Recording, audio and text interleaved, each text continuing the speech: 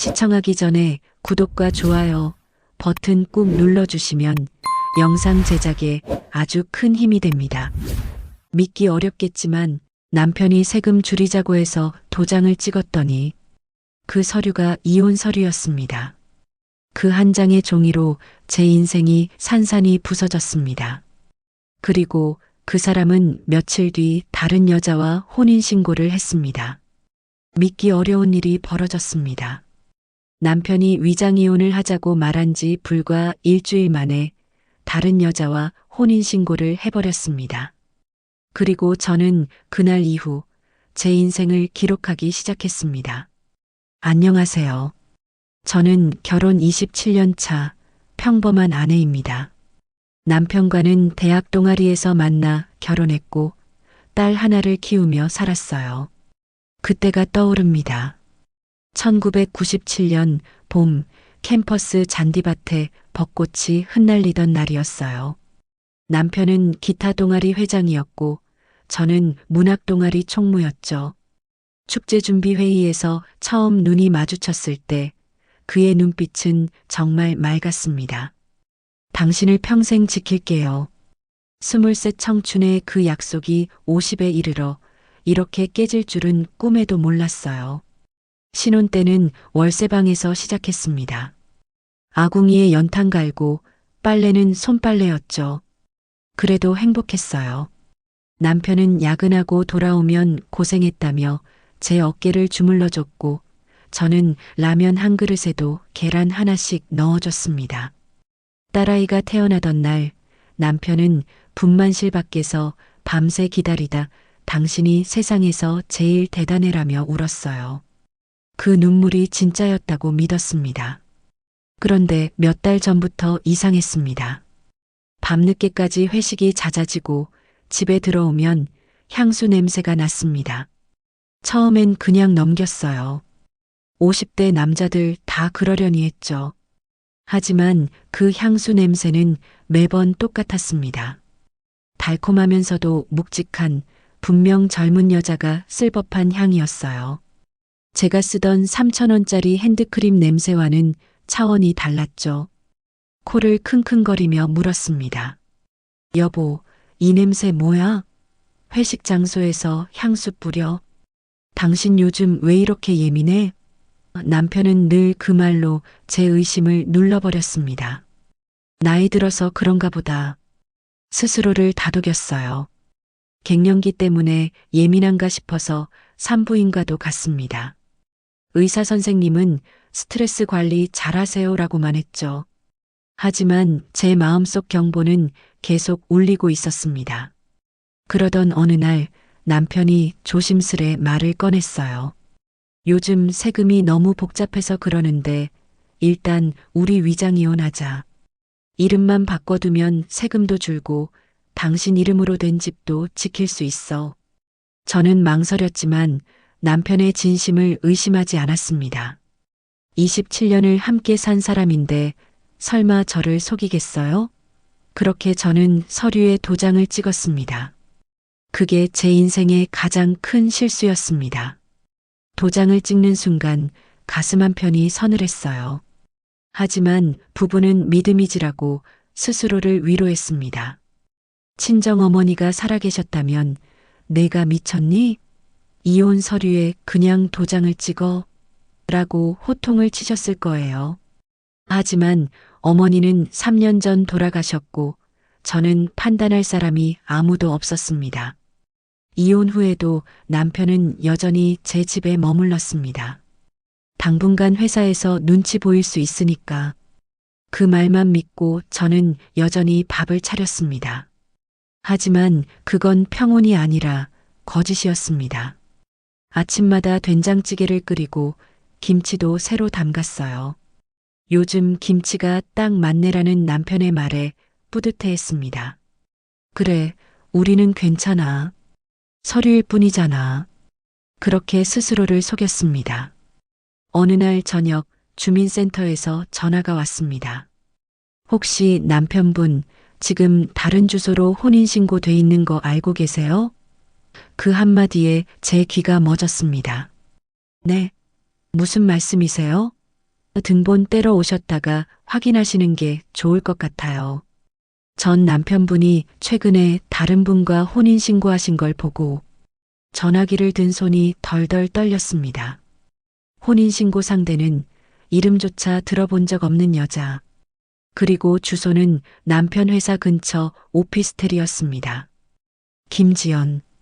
그 이름이 머릿속에서 맴돌았습니다. 누구지? 회사 동료? 거래처 사람? 온갖 생각이 머리를 스쳤어요. 다리에 힘이 풀려서 바닥에 주저앉았습니다. 전화를 끊고 나서 한참을 멍하니 서 있었습니다. 손에 들고 있던 국자가 바닥에 떨어졌어요.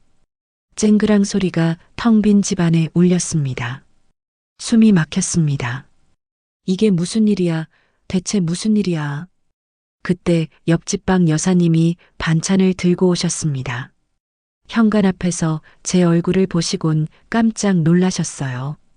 현숙 씨, 얼굴이 왜 그래? 무슨 일 있어? 저는 아무 말도 못했습니다. 입술만 바들바들 떨렸어요. 박 여사님은 제 손을 꼭 잡았습니다. 일단 안으로 들어가. 혼자 울지 말고. 박 여사님은 저보다 5살 많으신 분이에요. 남편 사업 실패로 고생하다가 홀로 2 아들 키우신 분이죠. 인생 한번 무너져봐야 진짜 단단해진다는 게 입버릇이셨습니다. 그분이 있어서 정말 다행이었어요. 거실 소파에 앉아 한참을 울었습니다. 박 여사님은 말없이 제 등을 토닥여 주셨습니다. 한참 만에 겨우 입을 열었어요. 여사님 남편이요. 다른 여자랑 혼인신고를 했대요. 뭐라고? 위장이혼 한다더니 진짜로 다른 여자랑 목이 메어 말을 잇지 못했습니다. 박 여사님은 한숨을 쉬며 고개를 떨궜습니다. 나도 며칠 전부터 눈치챘어. 그 사람 요즘 젊은 여자랑 이 앞을 지나가더라. 그 말에 가슴이 철렁 내려앉았습니다. 현숙 씨 미안해. 내가 먼저 말했어야 했는데 아니에요. 이제 알았으니 됐어요. 그날 밤 냉장고 문에 붙은 서류 봉투를 발견했습니다. 남편이 나중에 정리할 거라며 붙여둔 봉투였죠. 속에는 위장이혼 합의서, 위임장, 그리고 등본 사본이 있었습니다. 거기엔 남편의 새 주소와 새 배우자, 이름이 또렷하게 적혀 있었습니다. 이건 꿈이야. 손이 떨려 종이를 제대로 잡을 수 없었습니다. 그 순간 제 안에서 무언가가 끊어졌습니다. 울음이 나오지 않았습니다. 대신 차가운 분노가 밀려왔습니다. 새벽 3시 잠을 이룰 수 없어 부엌으로 나왔습니다. 찬물을 한 컵 마시며 생각했어요. 이제 어떻게 해야 하지? 어디서부터 시작해야 하지? 부엌 창문 밖으로 가로등 불빛이 희미하게 들어왔습니다. 그 빛을 보며 문득 친정 어머니가 하시던 말씀이 떠올랐어요. 현수가 세상은 약한 사람 봐주지 않는다. 내가 강해져야 해. 그때는 무슨 뜻인지 몰랐는데 이제야 알 것 같았습니다. 다음 날 아침 저는 법률구조공단에 전화를 걸었습니다. 상담사는 조용히 말했습니다. 감정으론 못 이겨요. 기록으로 싸우세요. 그 한마디가 제 머리에 박혔습니다. 그날 문구점에서 작은 수첩 하나를 샀습니다. 표지엔 기록이라 적혀 있었어요. 그리고 그 안에 하루하루 있었던 일을 빠짐없이 적기 시작했습니다. 수첩을 고르는데 10분이 걸렸어요. 너무 두꺼우면 들고 다니기 힘들고 너무 얇으면 다 못 적을 것 같았거든요. 결국 어포 크기의 200페이지짜리를 골랐습니다. 가격은 5,000원. 이 돈이 제 인생을 바꿀 줄은 그때 몰랐어요. 딸아이가 물었습니다. 엄마, 아빠는 왜 안 와? 저는 최대한 밝게 웃으며 말했습니다. 출장 갔어. 곧 올 거야. 하지만 마음속에서는 이미 알고 있었습니다. 그 사람은 돌아오지 않을 거라는 걸. 딸아이는 대학교 2학년이에요. 아직 아무것도 모릅니다. 아빠가 다른 여자랑 혼인신고했다는 것도 엄마가 매일 밤 울고 있다는 것도요. 저는 아이 앞에서만큼은 웃어야 했습니다. 설거지를 하며 눈물이 주르륵 흘러내렸습니다. 27년. 내 청춘을 바친 세월이 한순간에 거짓이 되었지만 이제는 울 시간이 없었습니다. 싸워야 했어요. 그날 밤 창밖을 보며 다짐했습니다. 이제부터 이 사람의 모든 거짓을 기록하겠다. 법은 감정이 아니라 증거로 말하니까. 수첩 첫 장에 날짜를 적었습니다.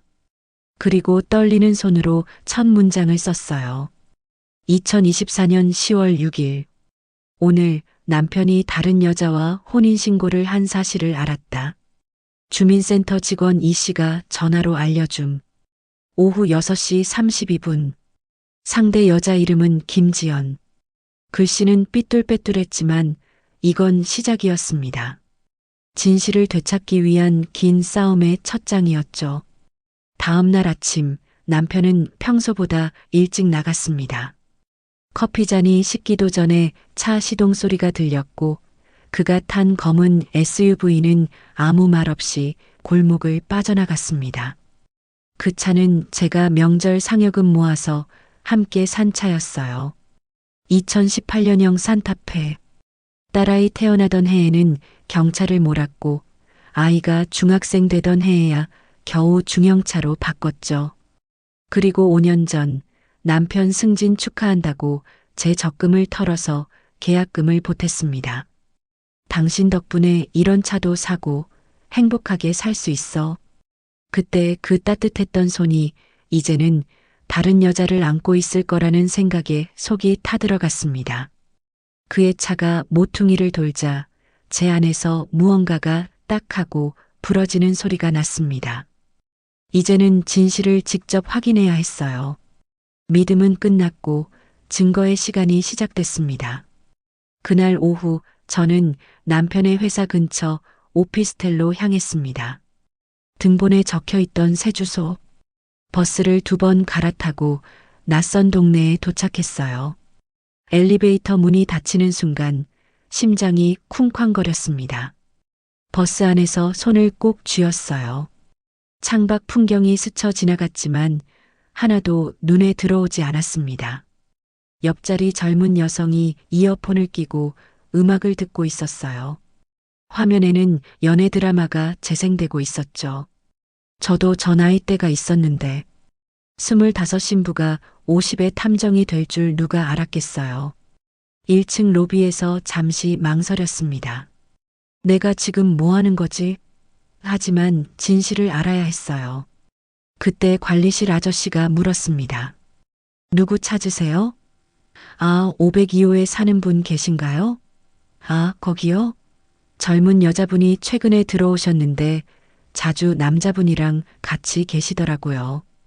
밤늦게까지요. 관리실 아저씨는 60대쯤 되어 보였어요. 회색 머리에 주름진 손. 제 또래의 아내를 둔 분일 겁니다. 그분의 눈빛에서 안쓰러움이 묻어났죠. 입을 열려다 말고 한숨을 쉬셨어요. 아주머니, 혹시? 저는 고개를 저었습니다. 괜찮아요. 제가 알아서 할게요. 그 말에 가슴이 철렁 내려앉았습니다. 하지만 저는 태연하게 웃으며 말했어요. 아, 제 친구예요. 괜찮아요. 그리고 엘리베이터를 타고 5층으로 올라갔습니다. 거울에 비친 제 얼굴이 낯설었어요. 언제 이렇게 늙었나 싶었습니다. 눈가주름, 처진 입꼬리, 흰머리. 반면 그 여자는 얼마나 젊을까요? 엘리베이터 숫자가 올라갈수록 가슴이 두근거렸습니다. 복도를 따라 502호 문 앞까지 갔습니다. 문틈 사이로 웃음소리가 들렸어요. 낯선 여자의 목소리였습니다. 오빠, 나 이번 주에 여행 가고 싶어. 조금만 기다려. 정리 다 되면 우리 이름으로 집 사자. 그 오빠라는 말. 27년 동안 저는 한 번도 남편을 그렇게 부른 적이 없어요. 우리 세대는 그냥 여보 아니면 이름을 불렀죠. 철수야, 응, 현수가. 그게 우리 부부의 언어였습니다. 그런데 지금 저 여자는 마치 드라마 주인공처럼 애교 섞인 목소리로 남편을 부르고 있었습니다. 제가 평생 못했던 그 톤으로 순간 머리가 새하얘졌습니다. 우리 이름으로 집을 산다고? 그건 제 이름으로 된 집을 뜻하는 말이었습니다. 손이 떨렸지만 저는 휴대폰을 꺼내 녹음 앱을 켰습니다. 법률구조공단 상담사가 했던 말이 떠올랐어요. 감정이 아니라 기록으로 싸워야 합니다. 문틈 사이로 그림자 두 개가 비쳤습니다. 그녀는 젊었고 화장기 짙은 얼굴에 자신감이 가득했죠. 남편은 마치 새 사람이 된 듯 웃고 있었습니다. 집에서는 한 번도 보지 못한 표정이었어요. 그 얼굴을 보며 저는 처음으로 깨달았습니다. 이 사람은 내가 알던 남편이 아니었습니다. 예전에 남편이 웃던 모습이 떠올랐어요. 딸아이가 첫걸음말을 할 때 거실을 비틀거리며 걷는 아이를 보고 환호성을 질렀죠. 제가 생일 케이크를 만들어줬을 때는 이게 세상에서 제일 맛있어라며 진심으로 기뻐했어요. 그때 남편의 웃음은 따뜻했습니다. 하지만 지금 저 문 너머의 웃음은 낯설고 경박했어요. 젊음에 취한 사람의 웃음이었습니다. 그때 휴대폰이 진동했습니다. 은행 문자였습니다. 계좌이체 500만 원 출금. 수신자 김지연. 김지연. 그 이름이었습니다. 등본에 적혀 있던 바로 그 여자. 손끝이 싸늘해졌습니다. 설마 내 통장에서? 곧바로 은행 앱을 열었습니다. 김지연 이름으로 된 이체 내역이 수두룩했습니다. 금액은 크고 작았지만 합치면 1,000만 원이 넘었어요. 그 돈은 제 통장에서 빠져나간 제 삶의 조각이었습니다. 1,000만 원. 그 돈이 무엇인지 남편은 알까요? 저는 새벽 5시에 일어나 도시락을 쌌습니다. 김치볶음밥, 계란말이, 브로콜리. 남편이 좋아하는 반찬만 골라 담았어요. 명절에 친척들 음식하느라 밤을 샜고 제 손등은 기름에 대고 칼에 베인 상처투성이었죠. 아이 학원비 아끼려고 제 옷은 몇 년째 같은 걸 입었어요. 백화점은 구경도 못했습니다. 그렇게 한 푼, 두 푼 모은 돈이 저 여자의 명품 가방이 되고 여행 경비가 되고 있었던 겁니다. 엘리베이터를 타고 1층으로 내려왔습니다. 로비 벤치에 주저앉아 한참을 울었습니다. 지나가던 할머니 한 분이 물으셨어요. 아가씨, 괜찮아요? 네, 괜찮아요. 괜찮지 않았지만 그렇게 말할 수밖에 없었습니다. 할머니는 제 곁에 잠시 앉으셨어요. 손에는 마트 비닐봉지가 들려 있었고 파와 무가 보였습니다. 인생 살다 보면 이런 날도 있는 거야. 울어도 괜찮아. 참지 마. 그 따뜻한 말 한마디에 눈물이 더 쏟아졌습니다.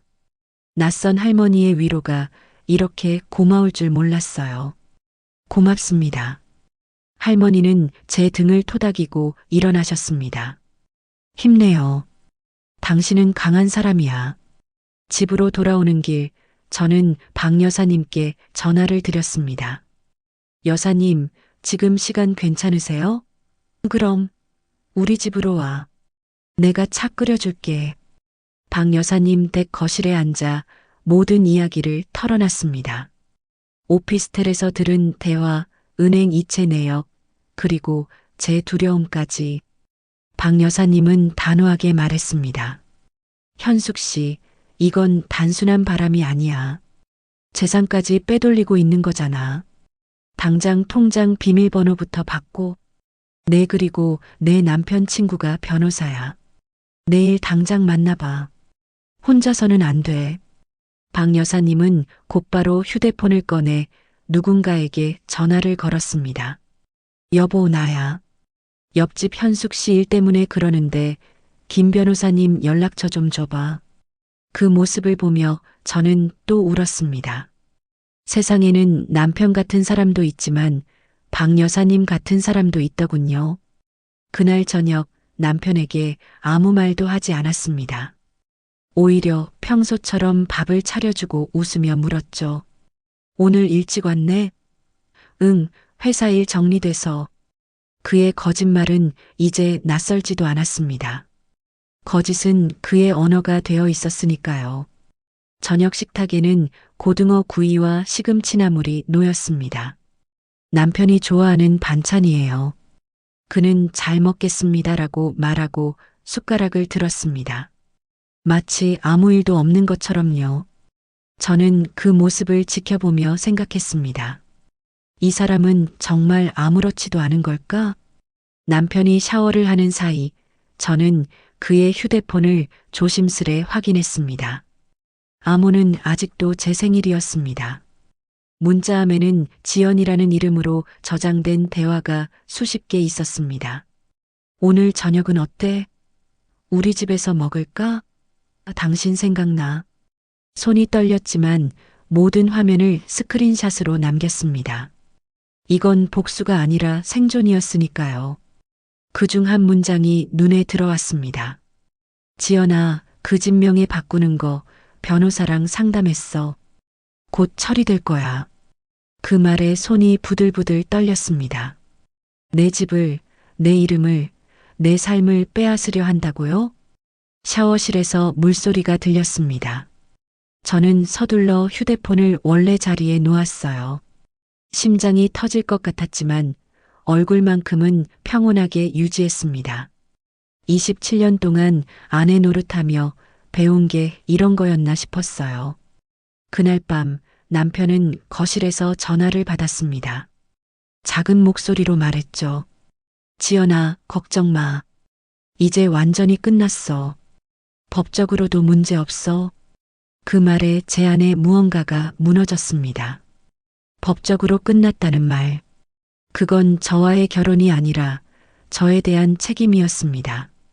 그 후로 저는 매일 밤 수첩에 기록했습니다.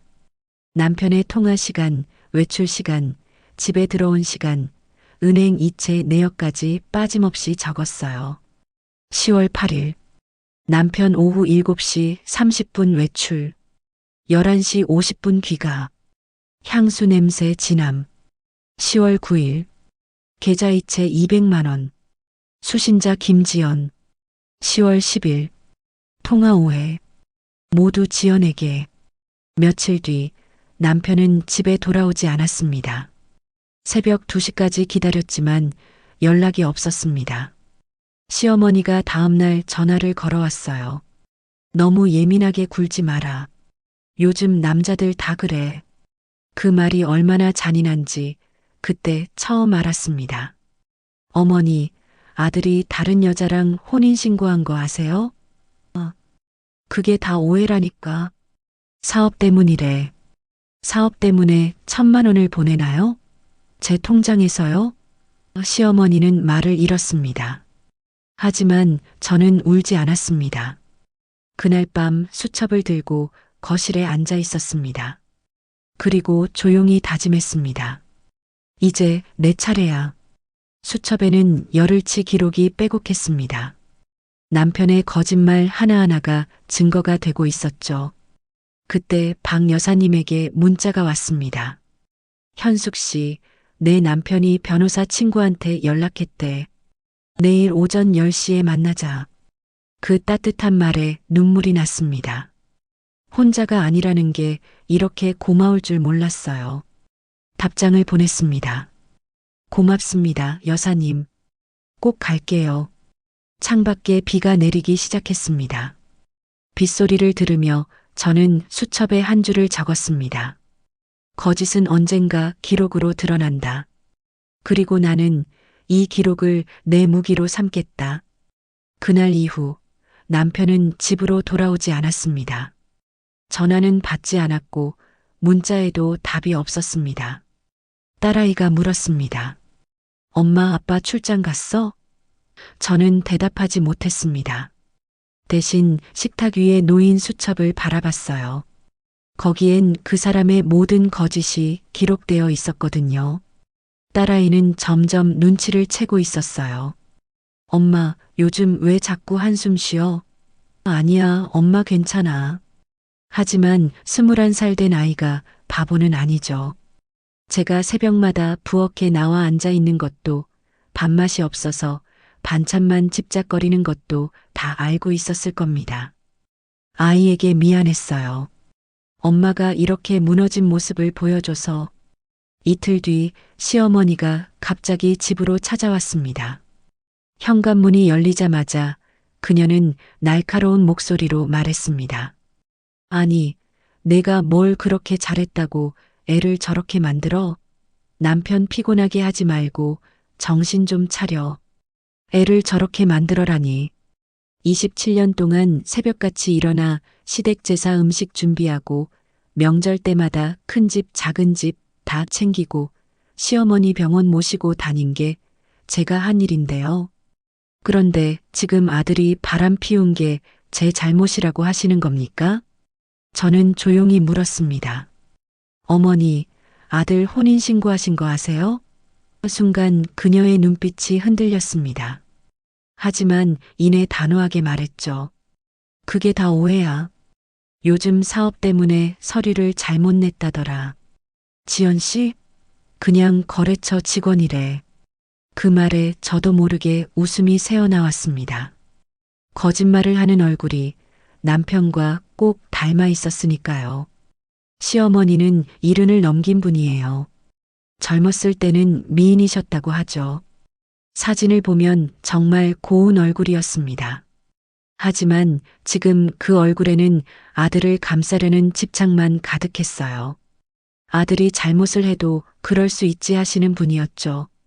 시아버지가 술 먹고 들어와도, 시동생이 사업 망쳐도 다 며느리 탓이었습니다. 어머니, 거래처 직원이랑 혼인신고를 해요? 그리고 그 여자 통장으로 1,000만 원 넘게 돈을 보내요? 시어머니의 얼굴이 굳었습니다.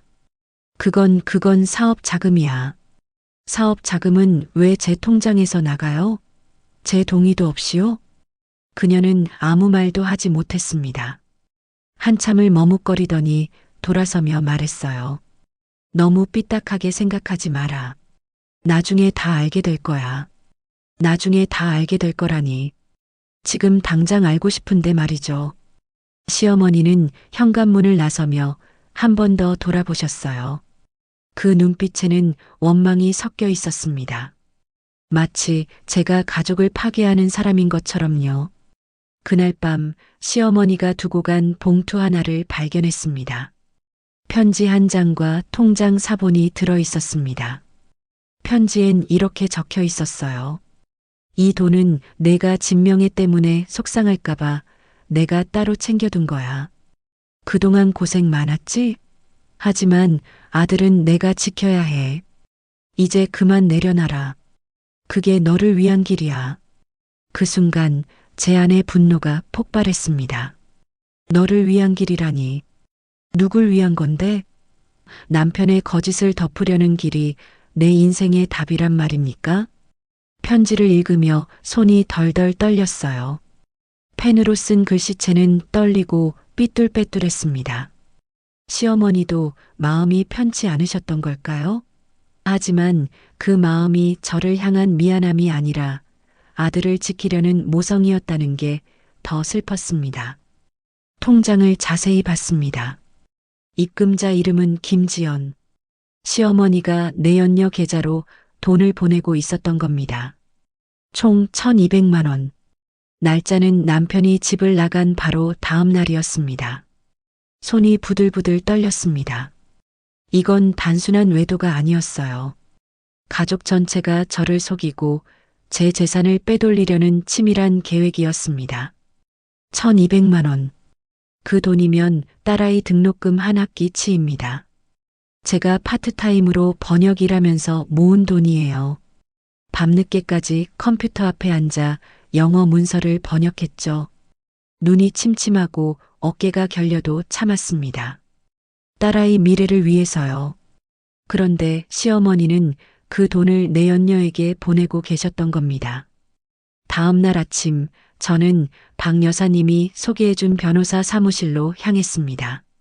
30대 중반쯤 되어 보이는 여자 변호사님이 제 이야기를 듣더니 심각한 표정으로 고개를 끄덕였어요. 변호사님 이름은 김수진이었습니다. 키가 크고 말투가 또렷한 분이었어요. 이런 사건 많이 보셨나요? 제가 물었습니다. 네, 많이 봤어요. 그리고 현숙 씨처럼 증거를 잘 모아오신 분은 드뭅니다. 그 말에 조금 안심이 됐어요. 증거가 잘 모아져 있네요. 통장 내역, 문자 캡처, 혼인신고 증명서까지. 이 정도면 소송 가능합니다. 소송이요? 네. 위자료 청구와 재산 분할을 동시에 진행합시다. 그리고 위임장 위조가 맞다면 형사고소도 가능합니다. 저는 손이 떨렸지만 고개를 끄덕였습니다. 진행해 주세요. 변호사님은 단호하게 말했습니다. 일단 내용 증명부터 보내겠습니다. 남편분, 시어머니, 그리고 내연녀 셋 모두에게요. 부당하게 이체된 돈은 돌려받을 수 있습니다. 내연녀한테도요? 물론이죠. 알고 받았다면 책임을 져야 합니다. 내용 증명. 그 단어가 낯설었어요. 그게 뭔가요? 법적 효력이 있는 통지문이에요. 받는 사람에게 경고를 하는 거죠. 우리가 증거를 다 갖고 있다. 법적 조치를 취하겠다는 의미입니다. 그럼 그 사람들이 놀라겠네요? 네, 많이 놀랄 겁니다. 그날 저녁 남편에게 전화가 왔습니다. 현수가 우리 만나서 이야기 좀 하자. 무슨 이야기요? 그냥 정리하고 싶어서. 정리는 법으로 하는 거예요. 변호사 통해서 연락 주세요. 전화를 끊자 가슴이 쿵쾅거렸습니다. 이게 제대로 된 걸까? 너무 나간 건 아닐까? 불안이 밀려왔지만 돌아갈 수는 없었습니다. 손이 떨려서 물을 한 잔 마셨어요. 목이 타는 것 같았습니다. 내가 잘하고 있는 걸까? 수없이 스스로에게 물었지만 답은 이미 정해져 있었습니다. 돌아갈 수 없어요. 이미 너무 많이 왔습니다. 그때 딸아이가 방으로 들어왔습니다. 엄마, 괜찮아? 응, 괜찮아. 거짓말. 엄마 요즘 매일 울잖아. 저는 아이를 꼭 안아주었습니다. 미안해. 근데 이제 괜찮아질 거야. 아빠는? 아빠는 아빠대로 살 거고 우린 우리대로 살 거야. 딸아이는 제 등을 토닥이며 말했습니다. 엄마 힘내. 나는 엄마 편이야. 그 말에 눈물이 왈칵 쏟아졌습니다. 이 아이를 위해서라도 나는 무너지면 안 됐어요. 딸아이는 고등학교 때부터 눈치가 빨랐어요. 부부싸움하면 문 닫고 음악을 크게 틀었죠. 그리고 다음 날 아침에는 아무 일 없었던 것처럼 밥을 먹었습니다. 그 모습이 얼마나 안쓰러웠는지 몰라요. 이제는 그 아이에게 진실을 말해야 할 때가 온 것 같았습니다. 며칠 후 시어머니가 다시 편지를 보냈습니다. 그 애가 후회하고 있어. 지연 씨랑 헤어진대. 제발 용서해라. 우리 식구끼리 왜 이래? 저는 그 편지를 변호사에게 팩스로 보냈습니다. 이것도 증거가 될까요? 물론이죠. 시어머니가 상황을 인지하고 있었다는 증거예요. 그리고 헤어진다는 말은 관계를 인정하는 겁니다. 변호사님은 편지를 읽고 고개를 끄덕였어요. 이런 편지가 오히려 우리에게 유리합니다.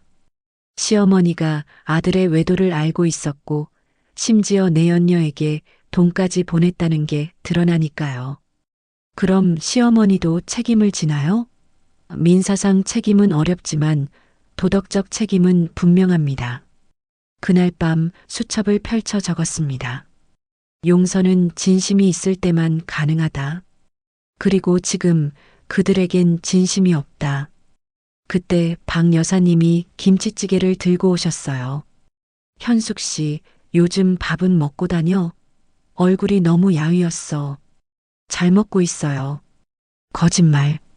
나한테는 솔직해도 돼. 힘들면 힘든 거야.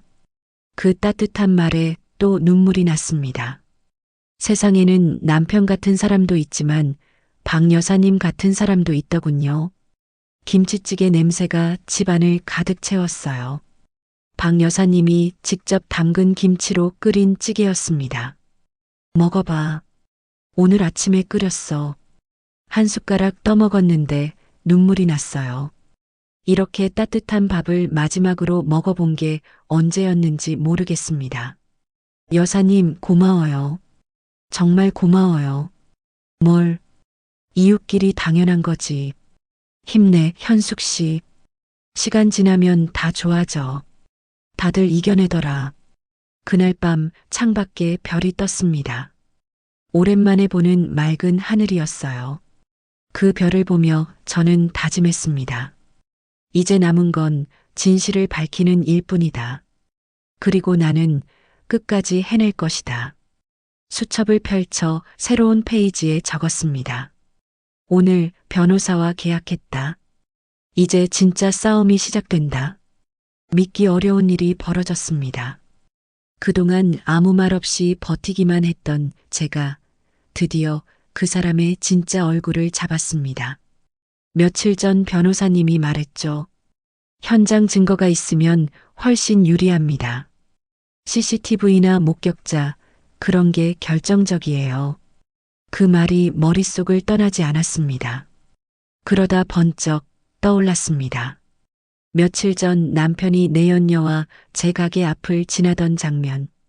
그 근처 빵집에 CCTV가 있었어요. 제 가게라는 건 정확히는 제가 10년 전에 시작한 작은 반찬 가게였어요. 시장 한 구석에 있었죠. 장사가 잘 되지는 않았지만 제 이름으로 번 첫 돈이었습니다.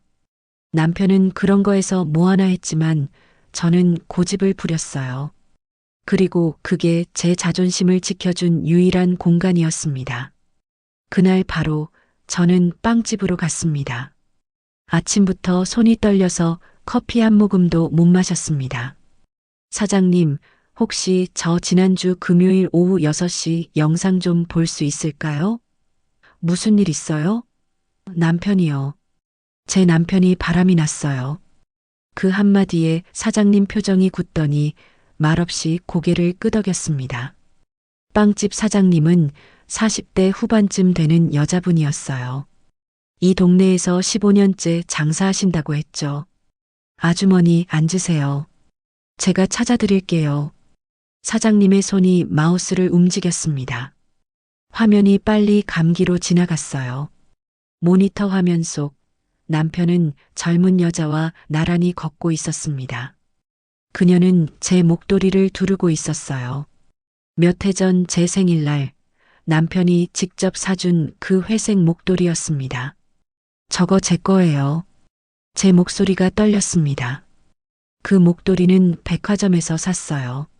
남편이 당신한테 선물 하나 사주고 싶다며 데리고 갔죠. 가격표를 보고 놀랐습니다. 30만 원. 너무 비싸요. 그냥 싼 걸로 살게요. 하지만 남편은 고집을 부렸어요. 당신한테 이 정도는 해줘야지. 그때 그 마음이 진짜였다고 믿었는데 이제 그 목도리가 다른 여자 목에 걸려 있었습니다. 사장님이 화면을 멈추더니 조용히 말했습니다. 그날 접었어요. 두 사람이 여기 앞에서 손잡고 심지어 키스까지 하더라고요. 처음엔 그냥 연인인 줄 알았는데 현숙 씨 남편이었네요. 그 말을 듣는 순간 심장이 내려앉는 듯 했습니다. 하지만 이상하게 눈물이 나지 않았어요. 그 대신 아주 차가운 분노가 피처럼 끓었습니다. 사장님, 그 영상 복사해 주실 수 있을까요? 당연하죠. 제가 증인으로도 서드릴게요. 사장님은 USB를 꺼내서 영상을 복사해 주셨어요. 현숙 씨, 이거 법정에 내면 확실한 증거 돼요. 제가 형부가 변호사라서 아는데 이런 영상이 제일 중요하대요. 정말 고맙습니다, 사장님. 뭐요? 저도 옛날에 비슷한 일 당했거든요. 그때 도와주는 사람이 아무도 없어서 힘들었어요. 현숙 씨는 꼭 이기세요. USB 하나를 손에 꼭 쥐고 집으로 돌아왔습니다. 온몸이 떨렸지만 오히려 마음은 이상할 정도로 차분했습니다. 이제 제 차례였습니다. 집에 오는 길에 은행에 들렀어요. 통장 거래 내역서를 뽑았습니다. 김지연에게 이체된 내역이 빼곡했죠. 50만 원, 100만 원, 200만 원. 작은 돈부터 큰 돈까지. 날짜를 보니 규칙적이었어요. 매주 금요일마다 돈이 나갔습니다. 급여일 다음 날이었죠. 그리고 그날 밤 남편이 느닷없이 돌아왔습니다. 출장 때문에 연락 못했어. 출장이요? 그래, 일이 많았거든. 그 일 말이에요. 이거 보시죠. 노트북 화면이 켜졌습니다. CCTV 속 그 장면이 그대로 재생됐습니다. 남편은 하얗게 질리더니 말을 잃었습니다. 그건 오해야. 오해요? 그 여자가 제 목도리를 하고 당신이 손잡고 걸어가는 게요? 그건 그냥 키스까지 했잖아요. 남편의 입술이 바들바들 떨렸어요. 얼굴이 점점 창백해졌습니다. 현수가, 이건 정말 뭐죠? 정말 사랑하는 거예요? 아니면 정말 미안한 거예요? 남편은 고개를 돌렸습니다. 그때 저는 두 번째 영상을 틀었습니다. 녹음 파일 속 남편의 목소리가 울려 퍼졌습니다. 지연아, 걱정 마. 다 끝났어. 그 집 곧 내 이름으로 바뀔 거야. 순간 남편의 얼굴이 분노로 일그러졌습니다. 너 내 통화를 녹음했어? 네. 제가 당사자니까 합법이에요. 미쳤구나. 미친 건 저예요. 당신을 27년 동안 믿은 내가. 남편이 소리를 질렀어요. 당신이 뭘 알아? 내가 얼마나 힘들었는데. 힘들면 바람 피워도 돼요? 제 돈 빼돌려도 돼요? 남편은 대답하지 못했습니다. 그저 주먹을 불끈 쥐고 서 있을 뿐이었죠. 그때 현관문이 열리며 시어머니가 들어왔습니다. 그만들 해라. 체면이 있지 않니? 체면은 진실 앞에 무너지는 거예요. 저는 가방에서 한 장의 서류를 꺼냈습니다. 이게 뭐냐면요. 위자료 청구 및 재산분할 소송 예고장입니다. 남편의 얼굴이 사색이 되었습니다. 시어머니는 손을 덜덜 떨며 중얼거렸습니다. 그렇게까지 해야겠니? 해야죠. 이건 제 인생이에요. 우린 한 가족이잖아. 가족은 서로를 속이지 않아요. 게다가 어머니, 이 통장 보세요. 김지연 씨 계좌로 어머니가 보낸 1,200만 원. 이것도 증거로 냈어요. 순간 공기가 멈췄습니다. 남편은 아무 말도 못했고 시어머니는 얼굴을 감췄습니다. 시어머니의 손이 덜덜 떨렸어요. 그건 아들을 돕기 위해서, 아들을 돕기 위해 내연녀한테 돈을 보내셨다고요? 그게 저한테 하신 일이에요? 시어머니는 고개를 들지 못했습니다. 이제부터는 법이 말할 겁니다. 거짓말은 끝났어요. 두 사람은 아무 말 없이 나갔습니다. 문이 닫히는 순간 그동안 참아왔던 눈물이 쏟아졌습니다. 하지만 이번엔 슬픔이 아니라 후련함이었어요. 그때 옆집 방 여사님에게 문자가 왔습니다. 현숙 씨, 잘했어. 이제 진짜 사이다 터졌네. 그 한 문장에 저는 처음으로 미소를 지었습니다. 휴대폰을 내려놓고 거실 소파에 앉았어요. 텅 빈 집이었지만 이상하게 편안했습니다. 27년 만에 처음으로 제가 주인공이 된 기분이었어요. 더 이상 눈치 보지 않아도 되고 거짓말에 시달리지 않아도 되는 공간. 그날 밤 수첩에 이렇게 적었습니다. 거짓은 기록으로 남는다. 그리고 그 기록은 언젠가 진실을 증명한다. USB를 꼭 쥔 손이 따뜻했습니다. 마침 창밖으로 보름달이 떠 있었어요. 그 달빛 아래서 저는 처음으로 자유로워진 기분이었습니다. 달을 보며 생각했어요. 친정 어머니가 살아계셨다면 뭐라고 하셨을까?